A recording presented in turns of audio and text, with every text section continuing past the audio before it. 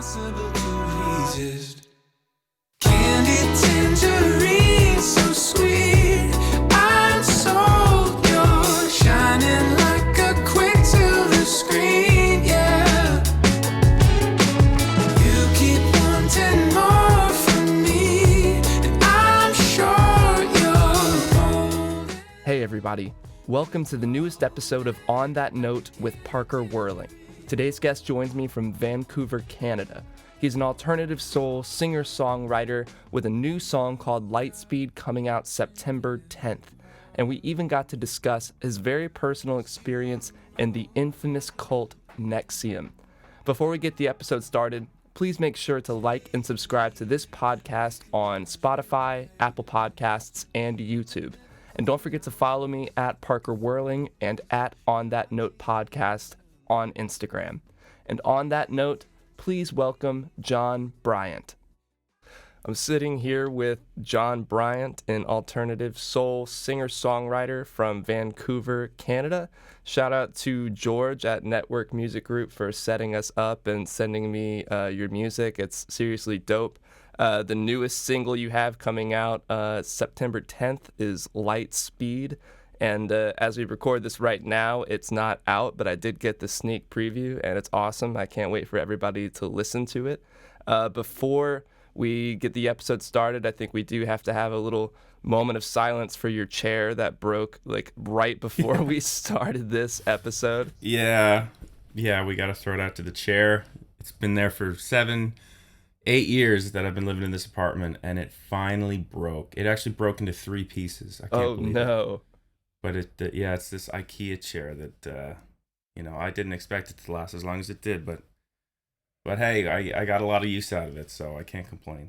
7 years is practically a family heirloom. That's right. That's so sad, but I do feel, a little bit closer to you having witnessed the death of this chair.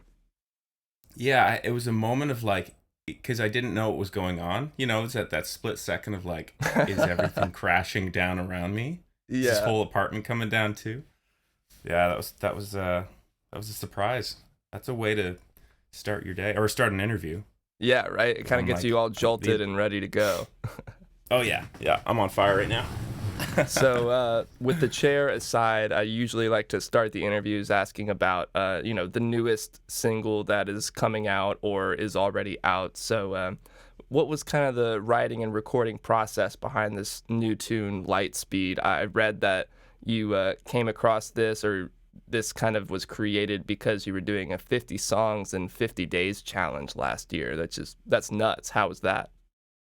Yeah, that was a huge undertaking for me. I write pretty sporadically. I don't really stick to a schedule, and I always thought I'd probably get a lot more work done if I did. If I committed to writing at least like 7 songs in a week, like do that. But I was like, nah, I'm gonna go like a whole 50 days. I thought that was kind of crazy, but I thought, okay, I can do this if I really commit to it. And since everything was pretty much shut down in Vancouver, there wasn't much to do anyways. And I needed a break from like all the social kind of stuff that was going on too. I don't know. I needed to be a hermit for a little bit and escape into my mind. And it was an amazing experience writing every single day. I'd get up, I'd have the same routine. And I just get to work around 11 a.m. And I'd always come out with a song, sometimes 2. So I did actually write more than 50.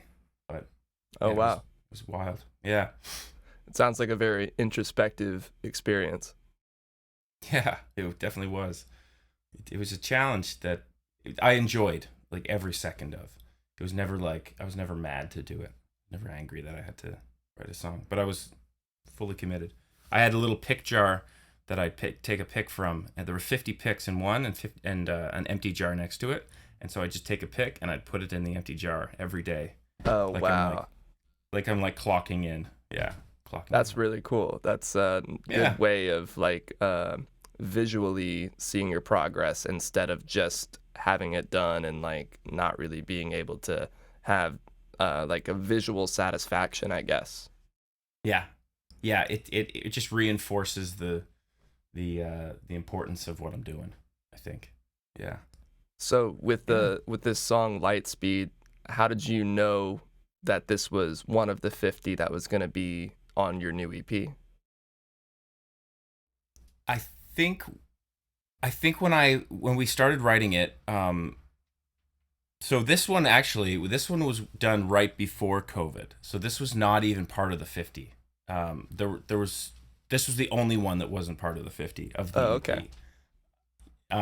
But it was done right before COVID. It was a co-write with a friend, two friends, and we just we started writing this like Afrobeat kind of rhythm, and then added some keys to it, and I started singing stuff that was kind of stream of consciousness. It was like, this feels right, and the whole like Lightspeed thing just kind of happened. It wasn't really a planned lyric, but it felt like moving through space for me. Yeah. Very cool. Was there anything different about the like writing and recording process with this song compared to your previous releases? Yeah. It was all done remotely. Oh, okay. I was never in the room with the producers. They're both from LA, and I was in Vancouver, so we were sending tracks back and forth. It was interesting recording my own vocals, because usually I have someone there to critique me and say like, hey, maybe sing this differently or try this another way. And it was it went really well. I think I have a better ear than I thought. You know what I mean? Like I proved to myself that I could be a producer. Like I can hear the sound, I can hear the, what I want to get, and it then turned out to be really good to work out. So yeah, that was it. That was a cool part of it. It was, I would always prefer working in the room with a producer, but yeah, I'll have good memories of working in this. I have this little underground studio. It was in dead of winter, raining every single night, and I just go in and record these songs until like the early morning. So I'll have good memories attached to them for sure. I would imagine that brings a sense of confidence with it once you do something like that for the first time, because I bet there's some insecurities about communication skills via FaceTime or Zoom or however you're doing it, and then coming out of the other side with a really polished song must be very rewarding. Yeah. Oh yeah, it is. Working with those guys, they worked so fast, and they did everything that I envisioned for these songs, and then more. Like, it was, I don't know. I don't want to say anything. Yeah, like, just in every production that I've done in the past, there's always been moments where I'm like, oh, is this gonna sound good? I don't know if it's gonna sound good, and then it does. It sounds amazing in the end. But these guys, like, we just never had a dull moment. It was always like, these songs are so good. That's how I felt, at least going through it. That's great. Yeah. There does seem to be a lot of times in the creation process where you take a moment and like have to step back and be like, all right, is this sounding cool? Is this sounding the way I intended it to? And to have a moment where you're like, or to have a song where throughout the whole thing you're not worried about it, that must be kind of relieving. 100%. Yeah. I've gone through some dark moments in recording records where I'm like, I want to throw the whole thing out. Like, I don't want this album anymore. I don't want to see the light of day. I hate all the songs. So when that happens for you, what do you do to turn things around? I just have to tell myself, like, you know what? The song hasn't been mixed yet. Like, if it's all rough, like, it hasn't been mixed. Sometimes I'll change things. Sometimes we'll go in and like, I'll be like, you know what? I really do not like this instrument here or this vocal line. I want to change the lyric here. Yeah, we just go do it. So kind of identifying the problem and just attacking it head on, but also being realistic about maybe where it is in the process. Yeah. After mix, it's like, I don't want to start changing like instruments. Yeah, that doesn't seem right. But before that, yeah, I'll change it as much as I can to get it perfect. I used to have pretty big problem and sometimes still struggle with it of trying to mix during the production phase. And it's like, it kind of, Yeah. it almost, what's the word? It like halts you from getting as creative as you could because you start to like nitpick reverb and delay and whatever instead of focusing on like the foundation of the song. Yeah. Yeah, absolutely. Yeah, you put the cart before the horse. You start to put your focus in the wrong spots. Yeah. I'm a sucker for that. Like, so when I mix my own, or I don't really mix my own stuff, but when I'm like making demos and I try to make them sound good, especially in that 50 song is 50 days, like when I started getting good at it, I was like, okay, don't start mixing until you're done writing this song. Like, don't start making this song sound good so that you're like, I don't know, so you feel happy with it. Like, make the song sound good as like a like if it passes the campfire test, you know, a guitar and a vocal, or like a piano and a vocal. If it still sounds good, then start adding stuff. Then make it like fuller. I like that, the campfire test. I've never heard that term, but that's so true. If you can just do a guitar, just piano and vocals, and it sounds great, then you're good to go. Yeah, then the song's written, and you just, now you're adding layers, and it's more fun that way.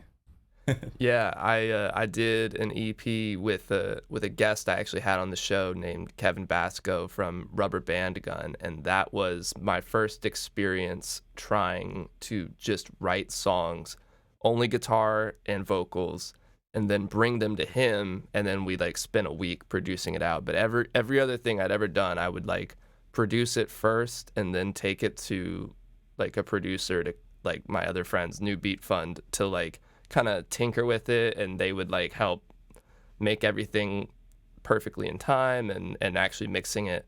But this was like, it was kind of scary because you have to like, one, trust this other person to know that like taking your seed of a song and making it sprout into something that's beautiful is hard to do at all, but especially like first time for me, that was like nerve-wracking, and it turned out great, so I'm very excited I did it.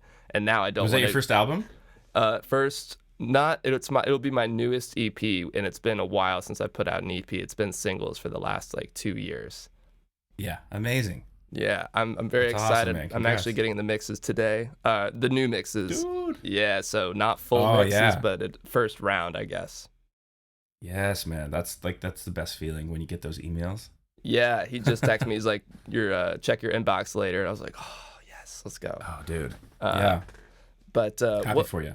Thank you. I appreciate that. What would you say is your favorite part of the creation process from start to end? There are a few like moments in a creation process for me. I think like when I'm writing a song and suddenly I'm like high off the song, and there'll be like hair raising on the back of my neck kind of feelings, or just like almost meditative feelings where I'm not like my surroundings are not even like I'm in a wide, vast, open space like that, and it's all I'm like encompassed with music. I don't know how to explain it really. It's just like you're in that Zen phase of writing a song where things are coming together, and you're like, this thing is gonna be incredible. Like when it's written, so you get that little spark of hope. Yeah, that moment, that spark, and it just crept up on you, like you weren't expecting it, but it just like, or it hits you, like maybe it's an emotional like hit, and you're just like, this hit me so hard, I have to keep going. So then you keep chasing that high, and then I say like when the song's done, it's kind of deflating. It's like, I'm glad it's done, but I'm like, that part's over now. And so now I got to look forward to recording. And then the recording phase is always so cool, like hearing it all come together. And then the mixing, I think when you get the first mix, it's a special feeling. Like on these songs, when I got these mixes, like I just sit and like in the corner of my apartment and put my headphones on, and it'd just be this like high feeling again. So it was that hit coming back over and over. So those are some of the moments I think that are most important. Mastering, like I notice mastering, it's more for the, you know, for all the avenues of music or all the mediums of music, like streaming, radio. So it's cool, it's exciting, but like I think mixing is, I think that initial writing, the recording and mixing, like there's moments in those that I just love and I live for. It is interesting. There are multiple little moments that happen throughout the process. It's not usually one thing, because it's like a peak and trough kind of situation where, you know, maybe that first moment is when you write the first hook and you're like, oh shit, this sounds great. You know it's going to be something cool. And then by the end of writing the song, you get that high again because now it's over. But you won't probably get it again until you start recording, and then maybe you throw in this new thing that you never would have expected to hear, and now it's like taking it to a different realm. And it is interesting. It's like almost like a map, and there's checkpoints that keep you going. If you don't hit those checkpoints at a certain time, you just like start getting depressed because you haven't gotten there yet. Totally. Yeah. Definitely the troughs are there. Like that's the low before a mix is what I usually go through. Like we've recorded it, but it's kind of a shitty, like rough mix. I'm like, oh man, what have I done? And then I get the mix and it's great. But yeah, that's my those are great moments, man. I Great feel like moments in creation. you know, like the moment during the recording part where it starts to go up. Like you're like, okay, now we're on the up and up because I don't know, maybe the drums are sounding fatter, or there's a synth line that is like really soaring now, and suddenly it's like, all right, now let's get back to work. Like I feel it coming on. Yeah. Oh, there's been so many of those. Yeah, getting pulled out of that lull. Yeah. Do you feel like any of your music videos are part of that kind of that creative high for you? Do those come with it to you? The videos, like the idea for like a concept for a video in tandem with the song. Yeah, like do they come to you while you're writing and recording, or is it after it's already done, do you think? I've had the song Cultivated. I had an idea for that pretty early on, where there'd be like a master and a slave kind of in terms of like a cult relationship, and the master would be kind of like taking this young guy under his wing as a protege. And so I had this idea of making this video, and it turned out kind of the way that I had envisioned from the get-go. And then another song that hasn't come out yet that will come out later this year, it has a soul to it that I think would do really well with the type of video that I want to make. So yeah, that happens not for every song, but I think like if you can envision some sort of storyline happening with your music, and you get some sort of emotional reaction, then you're onto something. And I always, whenever I'm writing music, I'm always trying to think visually, like how would this look? What's a perfect picture to go with this soundtrack? So yeah, it's important.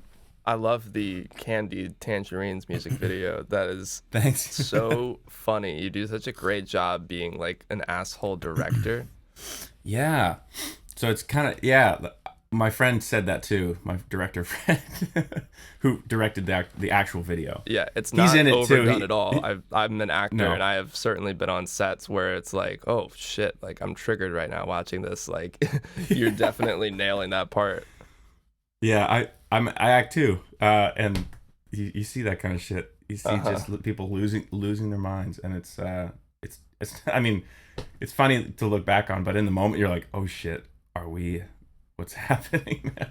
People are losing their minds. Adults are losing their minds. Right, exactly. Yeah, man. So No, that was a really fun video. yeah, it Really looked fun really video to fun. it looks like you've done a good handful of like bigger budget productions, and I'm sure that comes with its own challenges, having to be like one of the the ones in charge of something like that. So do you have any takeaways you've gotten from being a leader in these situations? In just finding music directors, like, or music video directors, and kind of making that happen. Mm-hmm. Yeah, I mean, it's money's always the big thing. I think there's ways to do videos for less, but sometimes it's just nice to have a really strong production. Like, if the song kind of demands that, then it's better to spend the money than not, and make a kind of a half-ass video. But then again, like, there's always a strong concept you can find. You just have to do a bit of like creative work to find it. But there's always little concepts that work well. Like, for my video I did a video for Back to Love. My label was like, "Hey, we don't have a budget for this video, but can you just shoot something?" So I was coming home from a vacation, and my partner Bree had our camera. We had our camera with us, and we were like, "Hey, do you want to just shoot something on the beach?" So I was like, "Yeah, let's go out and just," I don't know, I had no idea what we were gonna shoot, but we just started shooting. I started singing the song. It was like kind of a close up, but it worked perfectly for the song. And anyway, it's like it's funny how those like just simple concepts can be the most impactful. Another one last year we didn't have a budget either, but I just set up the camera. She danced, and I played the song on the guitar, and it's probably the most viewed song, like the most viewed video on YouTube. One of the most viewed videos on YouTube from last year. That's so it's funny. Just funny how that works. Yeah. Yeah, it's like sometimes the most spontaneous ideas end up doing better than like the most planned out. Yeah. Who knew? And it can be like so frustrating sometimes. You're like, dude, like, I just put all this work and all this effort and money and energy into this thing that I believed in so much, and it didn't do nearly as well as this other thing that people for some reason just love. And you're like, what is the secret sauce here? Yeah, I know, man. I think just Bree is her name. My partner. She's a great dancer, but she's not. It's just a funny dance like she does, and I think that's just what people want to see. People just want to see people having fun or doing things that they'd be embarrassed to do. I think there's something to that. So, yeah. I don't know. People want to see authenticity over anything. Yeah, they do. Yeah. So that makes sense that people really liked that one. If she's, dancing, like, who doesn't love dancing? That's why TikTok's so big right now. Exactly. Yeah. It's that TikTok recipe right there. Yeah. Yeah. So when George, your publicist, hit me up, I made sure to ask him beforehand if this was okay to talk about on the show, because you never know. But he had mentioned that you had been part of the cult NXIVM, and I was very curious about that. That's certainly no other guest on my show has had an experience close to that. So if you're comfortable talking about that, I'm just very interested and intrigued in how you got involved with that, and maybe how you feel like it has woven itself into your music, if at all. Yeah, I'm happy to talk about it. Sure. So how did that start out, and how did you, how long were you in that? I started with it through a family member, kind of like a cousin, and this person was talking to me about this thing she does, or this group she's a part of, and it had been quite a while. It had been a few months, and she kept saying like, "Hey, I think you'd love this. I think this would be really good for you as an artist, as a musician. It'll stretch your mind. It'll make you look at your life a different way."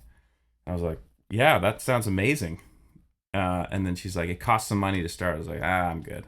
No, I don't want to do it." But she kept badgering me, and I was like, then I came in just a bit of money, and she was like, "Hey, you should use this money. This would be great for you." And I was like, "Fine, all right, I'll do it." And so I spent a little money to start this, and I did this 1 week intro thing, and it was so you show up the first day, 7 a.m.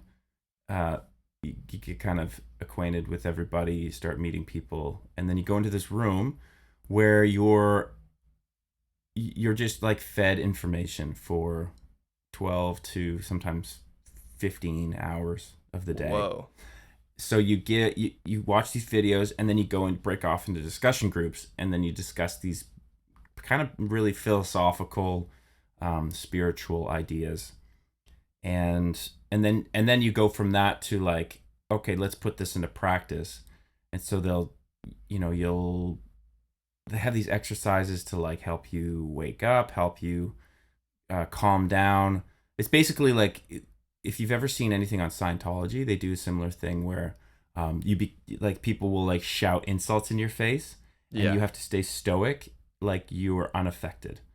And that's kind of the idea behind what they did in the first few days. And then as the days went on, you do like 7 a.m. till like 12 at night sometimes, or 1 o'clock at night, and you're just dead tired. You're not really supposed to leave the room to eat. You can leave the room to drink some water, but they encourage you not to eat, because that takes you out of, like, that's when you're uncomfortable, you'll eat. So they wouldn't want you to go eat anything, because that would defeat the purpose of the exercise. And so there, as you leave, you'd have to bow to the room. So you'd bow before you leave, and so people were doing that. There's all these things that I would just observe, and I'd be like, what are we doing? This is so strange. Oh yeah, and you in the mornings you'd chant. You'd have this like mantra that you would chant, or everyone, the whole group would chant it together. And I remember the first day after you do that, they were joking about it. They were like, kind of feels like a cult, right? A little bit. And then you were like, yeah, that was weird. And then like, yeah, no, but you know what? Then they start explaining it like, well, we do it at sports games. We sing we sing the national anthem. That's the thing we do all together. We have these sashes that they put on you, and they'd explain that away as like, oh, well, the military has it, schools have it. So they would call it out right away and make you feel comfortable in that feeling of it, that this kind of feels like a cult. So they did that the first day. So they kind of warm you up to the idea that this is kind of strange, so that later on they just have like more of a rationale for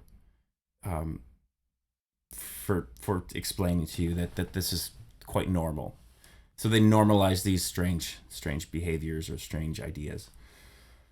Yeah, and then I was a part of it for a few weeks, but the problem was, I was like, I don't know, I don't think information should always be free, but because people work for that kind of stuff, I work to create music, and that's not really information. I'm providing something, but like people make these tutorials or these course books. So I think people should be paid for it, but it was just a lot of money they were asking. And I was like, I can't keep going with this. This is too expensive. So I ducked out and said, thanks. That was great. And then I never felt uncomfortable. I never felt like super pressured, although they did want me to be a part of it. I could tell that. Like they were calling me, they were emailing like, hey, we really want you to, it's like, no, I'm good. So fast forward 6 months, and then the New York Times, my friend, the leader of the one here, she's like the girl who ran it, who was awesome. She's an awesome person and a good friend still. But she did that big New York Times expose on what was really going on in this thing. And that was a big surprise. I didn't really expect that to be what was going on behind the scenes. Wow. So to you, the few weeks that you had there, it didn't seem like as crazy as the expose, said it was. The only time I felt like this feels a little bit culty was when when I was asking about the leader, and like, oh yeah, and it was always like he always wanted to be around pretty girls. Like, oh okay, that's a telltale like cult sign right there. Like that's what the leaders do. They like to surround themselves with pretty girls. And he had a lot of actors and models and musicians around him. So I think I had a weird feeling when people would talk about him. And they talk about him with this weird reverence, like he's not human. Like they have to call him Vanguard if they're in like the room, because the room was sacred. So when they're talking about him, you're Vanguard. He's Vanguard when you're in the room. When you're outside the room, you can call him Keith. The same goes for any of the leaders. You know, you Keith. would say their official title. His name's Keith. Yeah. Yeah. Come on. That's funny. It's kind of fucked. Yeah. But anyway, so there were all these weird things that they kind of expect you to these weird rules they'd expect you to adhere to. Yeah.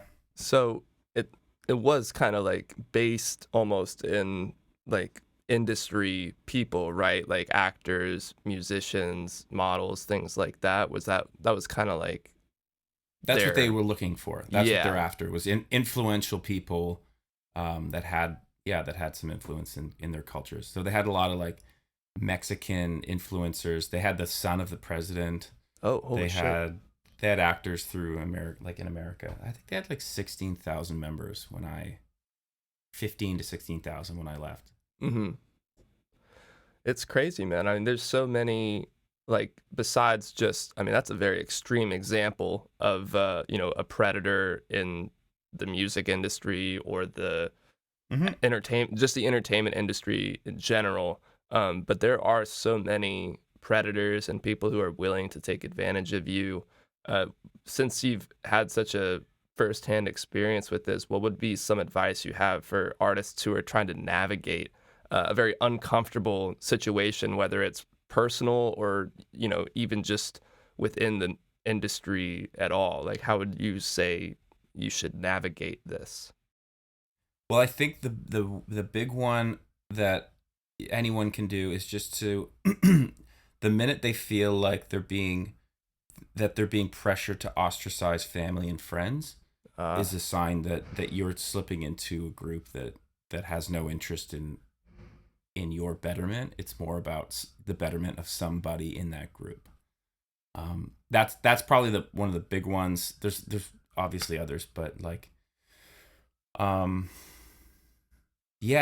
just knowing, like, coming at every situation of power where there's a hierarchy of power, coming at it with the assumption that these people, they're in that position because they wanted to be there.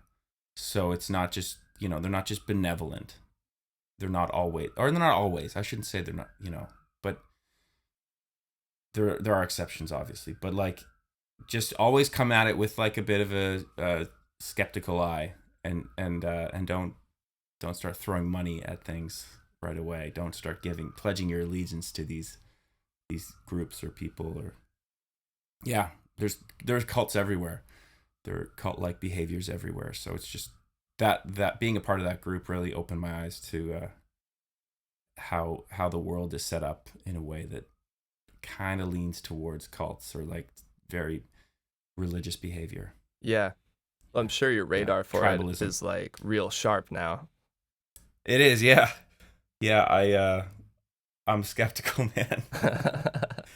But I really like that way of living, because then you find when you do find people or groups or things that are amazing, like, you're only putting great things in your life. You're only allowing for great experiences and great people. So it just sharpens my my what's the word, like I'm more scrutinizing of things. Mm-hmm. But I guess the challenge now is like I don't want to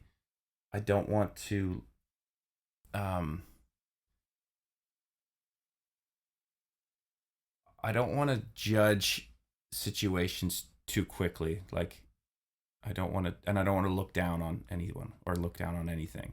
Like, oh, why would those people join that group? Like, I get it now. You know, very smart people were part of NXIVM. Lawyers and doctors and politicians were part of this group because they sold it in such a way that made you believe in something. Mm-hmm. So it made you believe that you were part of something amazing and something that could change the world. And so that's the one thing. Like, people will believe anything if it gives them like some sense of meaning or purpose. Yeah. So it's just, you know, have grace and have some, like, you know, give people like the benefit of the doubt. They're just there because they want to be a part of something. Right. Look at the people at the top. Those are the ones that are usually the one, you know, the people causing the trouble. And that was the case with NXIVM. Most people were awesome. Yeah, that's such a good observation, that the people who are, I guess, you know, quote unquote at the bottom, like, they're just joining because they're looking for something to aspire to be, or some, you know, they just want some extra, maybe little meaning in their life. And unfortunately, people exploit that, especially in the entertainment industry, because it's such a, I mean, I've been an actor for longer than I've been a musician, and actors especially, I feel like, have this innate sense of wanting to please, or to make it, you know, quote unquote, make it in their field. And people will do anything to make that happen, whether that's join this crazy expensive class or workshop, or go to these like insane casting calls that you have to pay for. And, like, you know, it's not all crazy sex cults, but it's still like, people are predators, and it is something to look out for. And, you know, Yeah. there are times where you have to look inward and say, like, am I confident that I'm doing the right thing just on my own? Do I really trust that this is something that will help me, or does it feel like I have to go do this so that I can feel like I am moving forward, like almost like an ego thing? Like, I'll do that. I'm like, oh, I have to go to this thing because then my ego will be like, okay, yeah, you're trying, you did something, but maybe it's a surface level pleasure, or not pleasure, but surface level like, I don't know, like feeling of completion, I guess. Yeah. No, I can see that, man. Yeah, it translates into so many industries, I suppose. Into politics too, acting's I've heard so many stories, like, just with some of the friends I've run across who act. Yeah. It's such a tough industry, man. And I'm part of it. Like, I'm Right. acting now a little bit too, but it's just like,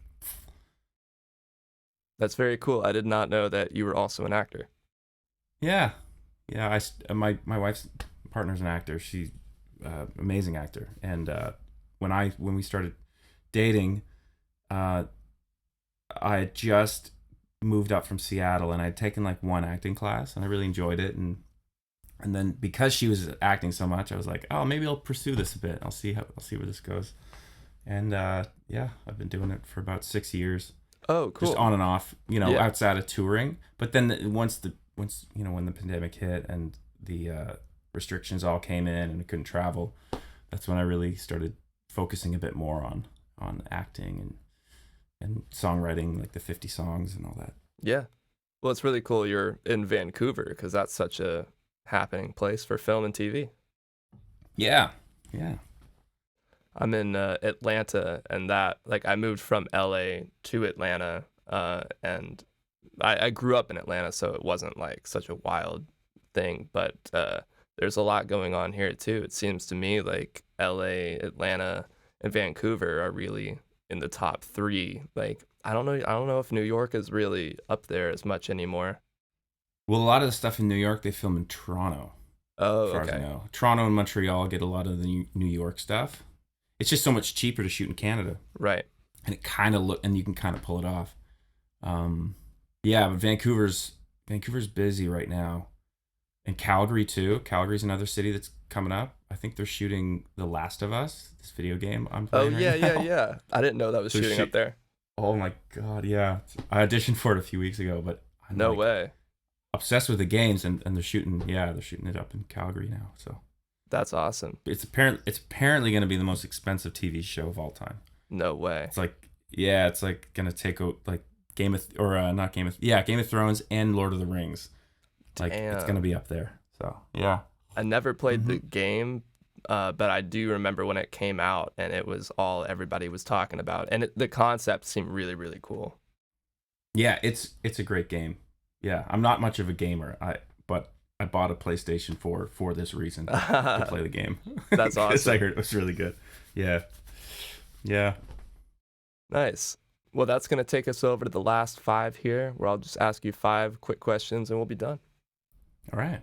All right. Question number one: in the studio or playing live? Oh, playing live. No hesitation. No, not at all. What's that feeling you get in playing live compared to in the studio? I think I just love to see the songs working in real time. I love that human connection and being a part of that group. I think, yeah, I'm pretty extroverted, so I'd say always playing live.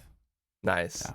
I love the Yeah. studio because it's a feeling of like potential energy where you have Yeah. no idea what could happen next. You know, what thing could come out of the ether that makes your song like now your new favorite.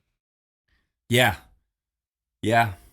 No, that's a good argument too. I do love, don't get me wrong, I love this. I love being in the studio, but I think, and because I've been deprived of it for so long, Right, of course. the live aspect is what I miss and what I love the most. Yeah. That's a fun one to ask because it's pretty 50-50 with everybody I ask. Everybody, yeah. Yeah, I believe it. Yeah. I know a lot of musicians that hate playing live. Yeah, Or they just prefer the studio. Yeah. right. I would enjoy it if I did it more. I just have only done it a handful of times when I was the like if I'm the front man. When I'm playing with other people, I love it because it's less pressure.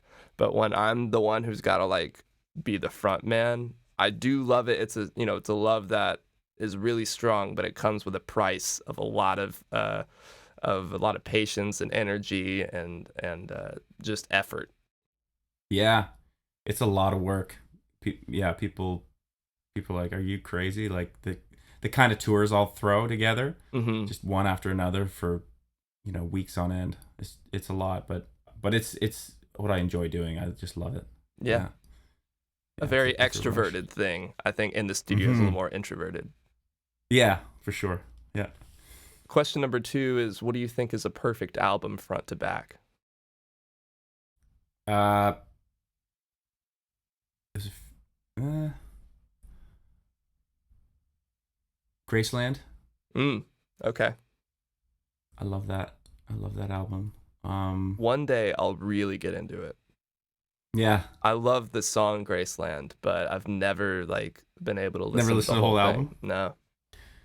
Um, But I know as if I get older, when I get older, I'll probably like it a little bit more. yeah. What else? Yeah, I'd say that one. Grace by Jeff Buckley is another Yeah, another of my favorites. that is a great one. Yeah. I'm trying to think. How about you? What do you think? What's your favorite album, front to back? Oof. Oh man. I'm actually doing an episode of this podcast, Look at My Records. Shout out to Look at My Records. And I'm Nice. doing that this Friday. So I was supposed to basically look at all of his look at his Discogs page. Yeah. And look at all the records that he has and basically use that and then pick 5 to 7 songs from those albums that I guess encapsulate what I love about music or what I want to make and things like that. So I've had to like whittle it down because he has like probably 2,000 albums. And I ended up with top 5 for sure were like Kid A by Radiohead, I love that album. Same with In Rainbows. I actually like In Rainbows. I love In Rainbows more because there's not one song I skip. Kid A, though, I feel like kind of changed the musical landscape when it came out. Yeah, it did. I remember when it came out, man. That was such a revolutionary album. That is cool that you got to experience it that way, because I was like 4 or 5 and did not listen to that. So do you remember, like, what were people talking about it? Like, did you have friends that really liked it or friends who really hated it? Oh yeah, I had friends that loved it, that were obsessed with it, and I got on board with it. Like I got, I went pretty deep into that album. Yeah, it. I think this, just the sounds that they were able to achieve and the production that they were able, they kind of like developed, like, because no one was really doing that kind of stuff before. Right. Like people were doing electronic and mixing electronic with rock or singer songwriter, but never a band like that with that kind of like footprint or that kind of like impact. And it was just such a well-written album. And In Rainbows too, man. That album, again, you could listen front to back and not get bored. That's usually the one I say is perfect album. But I also have Yankee Hotel Foxtrot by Wilco. Love that. And that was a slow burn for me. That took me like a couple years to like really put it in my top tier. That album reminds me of Seattle, of living in Seattle. Oh, okay. Yeah, I had that one in my Honda Civic for a long time, just playing on repeat. Yeah, the albums that really sit in your car like the most, like on the most rotation, I feel like do that imprint on you. Like mine, that's been in my car for like 3 years, is Deer Hunter's Halcyon Digest. That album is fucking amazing. I haven't heard that one. Do you know Deer Hunter? I gotta listen to that. Yeah, but okay, I haven't listened, like, I just know of them. Really, right? Like I've never really dove into their discography. So what's the album called? Halcyon Digest. It's spelled weird. It's HALCYON Digest. Halcyon Digest. Okay. Yeah, I could send you a check link that out. after this. It is one of my favorite albums to this day. No doubt. Amazing. So you got Graceland and Grace. Is there any other one you want to throw out there? Let me think here for a second.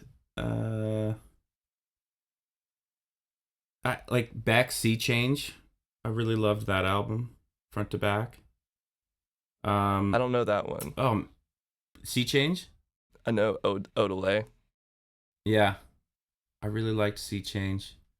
I just had one.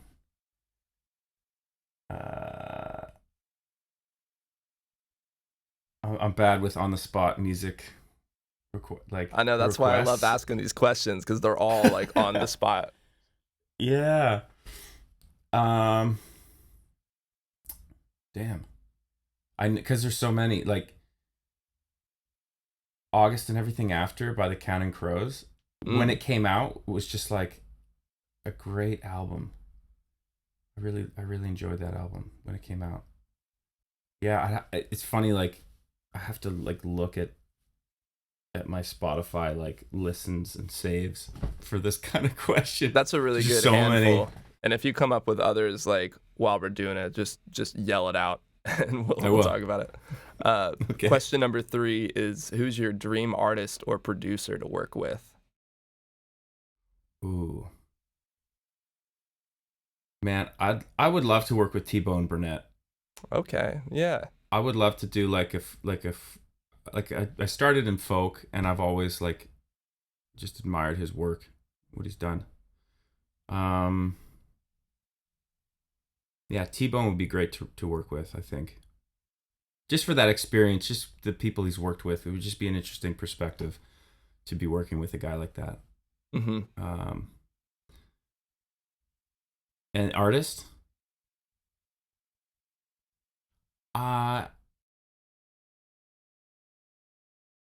Somebody I wrote down for you that I thought would be really cool was Bon Iver.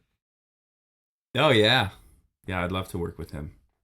Actually, his self-titled album is one of my favorite albums too. Oh really? Okay. Front to back, yeah. It's like 10 years old. Yeah. Yeah, 2011. That one. That's the one with Perth, right?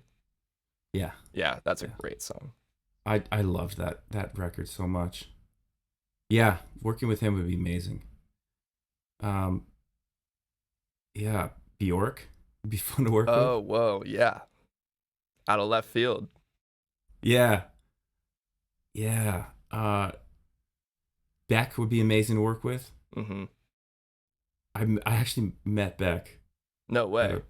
at a LA like studio party, and Feist, she was there too. Yeah, I'd love to work with them. Beck or Feist or, geez, yeah. I've had a couple people tell me to listen to Feist, and I feel like I've heard one or two songs, but I've never really like explored her discography. She's great as an artist and a songwriter. She's fantastic. One of Canada's like best exports for sure. Nice. Yeah. Shout out to Canada. Shout out to Canada. What would be a good entryway album for me to listen to her stuff? What's that? She had an album in 2004 that kind of blew up. But I think she had one before it too that was really good. Like it was like her breakout before the big breakout. That was fantastic. I'll have to look it up and send you the link. I can't remember the name of it right now. Yeah. But I think it was 2003 or 4. All right, cool. Something like that. Yeah. Yeah, I'll look it up on Spotify here. And this next question, you might want to pull up your Spotify for because it's what's on your musical rotation right now. Oh, if I pull away from this, I won't lose you, will I? Will it Are keep you me? doing it? Oh yeah, it actually will. But it's no big deal. Hold on, let me go look. Okay, cool. Is it wireless? Is that gonna work? The mic? Yeah. You got a long ass it'll wire? work. It's a long ass wire. Yeah. Hell yeah. Okay, cool. I'm only working with long ass wires here. Yeah. We're not cheap here up in Canada. Yeah, man, there was a time where when I was like for years playing music, I tried to like buy just cheap stuff and like find a way around it, and now I'm so over it. I'm like, if I'm so committed to music now, like why would I fuck around and like buy like a $10 a $10 cable when I should do something that will last me forever? Yeah. Get something great. Yeah, the cables I have are not cheap. I'm just gonna get the best one. Yeah. And I try to do that with everything, just like get the best shit. Actually, my studio monitors just went kaput, so I gotta get. Oh no. I gotta get new studio speakers. Yeah. Yeah. What do you use? I actually just bought studio speakers from my friend's dad because he bought my friend, like they're one of my closest friends ever, and we all were in a band, but his dad would just like buy us so much shit because he wanted to like support the band, right? But we never did anything after high school, so all this stuff was sitting in his basement, and he finally was like gonna sell it to Sam Ash, and he told me how much they would buy it for and wanted to know if I wanted to buy it, so I ended up buying like everything. I bought like the studio monitors, they're Yamaha HS8s. Yeah, actually, that's what I'm gonna get. Oh, really? But is it Yamaha? Yeah, I have a Yamaha like endorsement deal with them, so I'm gonna probably get a set of those and just like see what they can do. Yeah, you like them though? I do really like them. I try not to think about like the space I'm in because everyone's like, don't worry about getting studio monitors if you don't have proper acoustics. I'm like, well, now I have them, so what am I just not gonna use them? Like. So I'm trying to figure out, I'm putting curtains all around the room, which by no means is like not great sound isolation, but it's something. So I'm just going to pretend like it's not really affecting it that much. Yeah. But yeah, I like these, and I Rode NC1A microphone that I really like. You got that musical rotation up? I got it, yeah. I'll just say a few of the people in here. Yeah. I got. Okay, so I got like Tom Waits. Ooh, okay. Tom Waits. Let's see. Arlo Guthrie. Don't know them. Mac DeMarco. The Internet. Nice. Boz Scaggs. Oh yeah, Like some yacht rock. Yacht rock. Yeah, baby. I love me some yacht rock. The Alan Parsons Project. Artist named Jay Views. He's out of New York. Who he's like electronic producer. He's cool. Brian Jonestown Massacre, Shuggy Otis, Bruce Hornsby. Bruce Hornsby, very nice.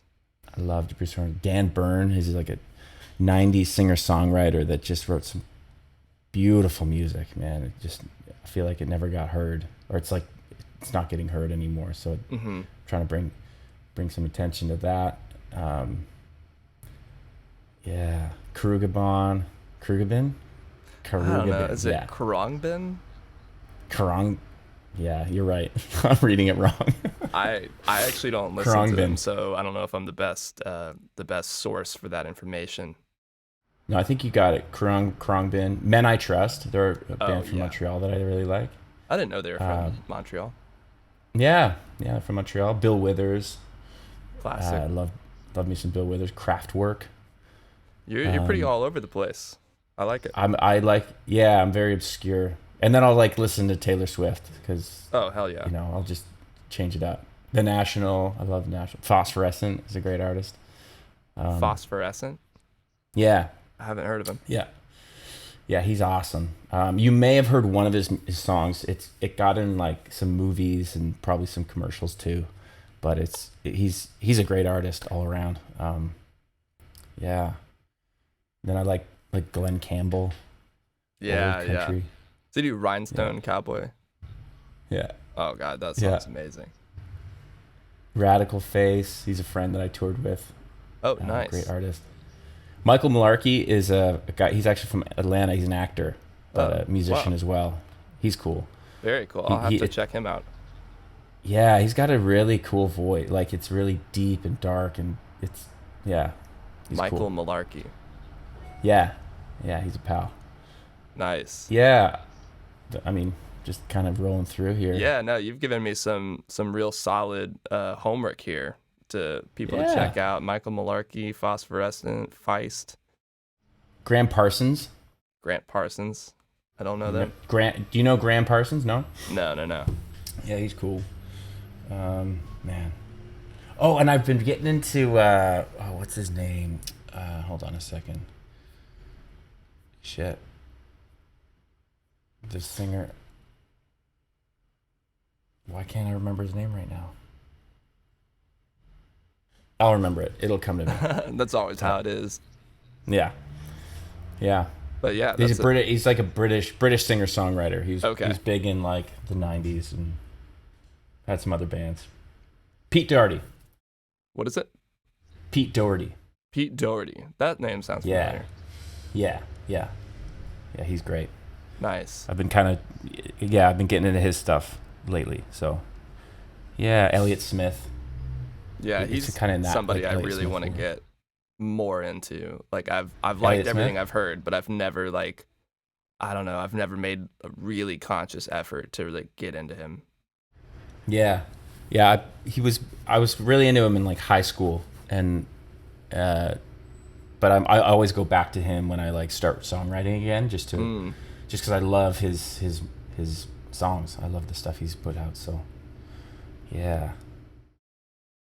Nice. Well, that's a good cap on all of the people we just talked about for musical rotation. I got a lot of homework to do. So definitely be checking out Michael Malarkey since he's from my hometown, Atlanta. ATL. Yeah, man. But the last question here is, what's your favorite decade of music? Man, that's a hard one too. I gotta say,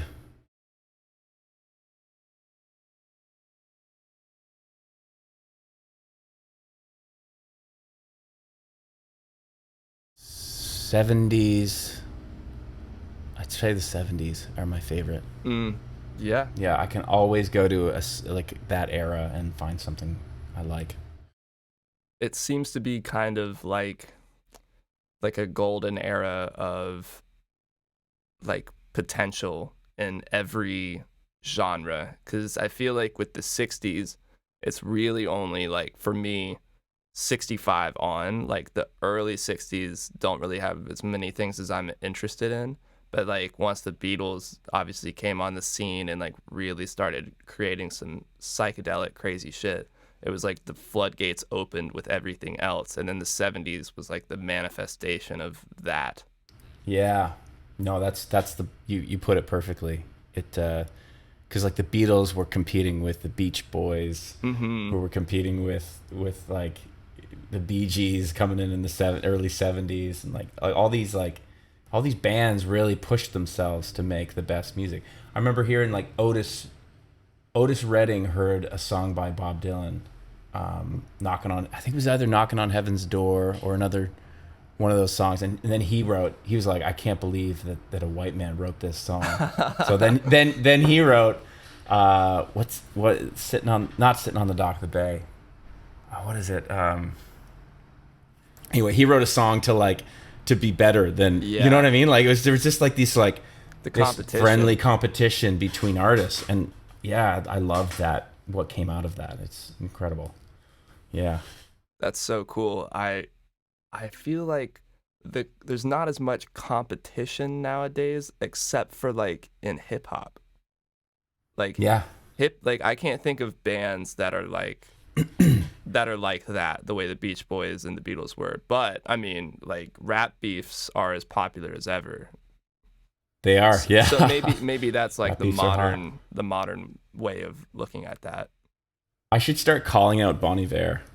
Yeah, That's what just I should start do. calling them out. Yeah. Get that competition going. I should get a diss. Like I should do a diss song like in singer-songwriter, kind of in that kind of genre, and just do like a diss version, a diss song to him or somebody else. That would. I thought about doing that before. It would be so hard. How can I diss this guy? He's like such a sweetheart. Maybe that'll earn his respect though, and he'll like send you a handwritten letter. He's like, hey John, I appreciate what you did. Buddy. Why don't you come on down to the studio? Yeah. Come on, let's record an album. Yeah, there you go. I'm telling you, that awesome. would be a great collaboration. That would be fun. Yeah, I'm with it. I'll see what I can do. I'll try to put it together. Yeah, Get we're a hold of 'em. putting it out there in the universe. Yeah, man. Your dream. Awesome. Well, Jon Bryant, that has been our time here. And on that note, thank you for joining me for an episode. It's been awesome getting to discuss your creative process with your new song, Light Speed. I'm excited for everyone to hear it. I feel incredibly grateful and lucky I got to hear it early. Everyone's going to love it. Seriously, it's such a great song. Thank you very much. Yeah, I love it too. I hope everyone enjoys it. Yeah, I know they will. Yeah. Awesome. Well, thank you again for coming on, man. I hope you have a great day. Well, thank you so much for having me. It's been great to chat with you. Of course. I'll talk to you later, dude. All right. See ya. See ya. Bye. I just need your love to get behind. Thank you again for joining me for another episode of On That Note with Parker Whirling. If you haven't yet, please make sure to like and subscribe on YouTube and Apple Podcasts, and you can even leave a comment down below to let me know who you're listening to. On that note, I'll see you guys next time.